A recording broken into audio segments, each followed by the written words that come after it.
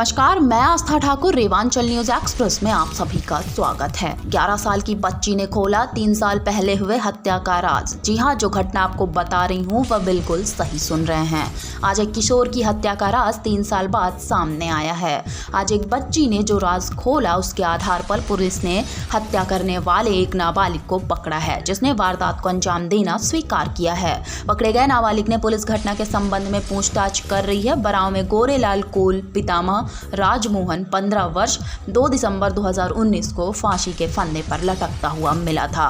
Postmortem report में उसकी गला दबाकर हत्या करने की जानकारी सामने आई थी, जिस पर पुलिस ने हत्या का मामला दर्ज किया था।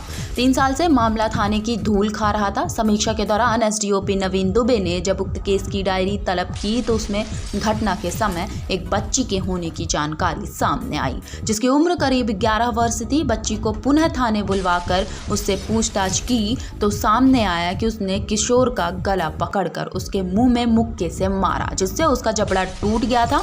अधिक समय तक उसका गला दबने से उसकी मौत हो गई थी। बाद में अपराध को छिपाने के लिए उसने रस्सी से झुलाकर पीछे के रास्ते से भाग गया था। अब पुलिस नाबालिग से पूछताछ कर कुछ घटना से जुड़े तथ्य जुटा रही है।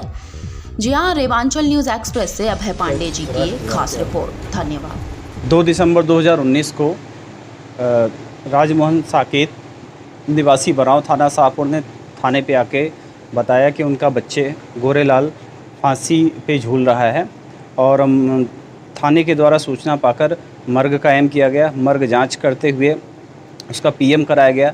पीएम रिपोर्ट में स्ट्रैंगुलेशन डॉक्टर के द्वारा बताया गया और साथ में जबड़े पे चोट के निशान भी बताए गए। इसके बाद में परिजनों के कथन बयान लिए गए। परिजनों के कथन बयान में कई लोगों के ऊपर उनके द्वारा जिनसे पूर्व में विवाद था उनके बारे में शक जाहिर किया गया। घटना के बारे में सबसे पहले एक बच्ची थी जिसने सबसे पहले मृतक को फांसी पर झूलते हुए देखा था और उसने अन्य परिवारजनों को सूचना दी थी। डायरी का अवलोकन अभी वर्तमान में किया गया और डायरी में ये पाया गया कि लड़की के कथन बयान में लगातार भिन्नता आ रही है। अभी कुछ दिनों पहले बच्ची को फिर से बुलाया गया और उससे जब पूछताछ की गई तो उसने बताया कि वो मृतक गोरेलाल के घर पे टीवी देखने के लिए गई थी और उसी दौरान उससे वो छेड़खानी कर रहा था मृतक गोरेलाल। और जैसे ही छेड़खानी कर रहा था तो परिवार के ही एक अपचारी बालक जो इसमें आया है वो वहाँ पे पहुँचा और उसके द्वारा उसे 2-3 मुक्के मारे गए और उतने में बच्ची वहाँ से घर से चली जाती है। तस्दीक होने के बाद में जो अपचारी बालक था उसको बुलाया गया, उससे पूछताछ की गई। उसने अपना जुर्म कबूला और उसने बताया कि उसने बच्ची को छेड़ते हुए देखा। उसे तीव्र गुस्सा आया और गुस्से पे उसके द्वारा उसके बच्चे जो मृतक गोरेलाल है उसका गला पकड़ा गया और उसके मुंह पे काफ़ी सारे मुक्के मारे गए और गला तब तक दबाए रखा गया जब तक वह मर नहीं गया।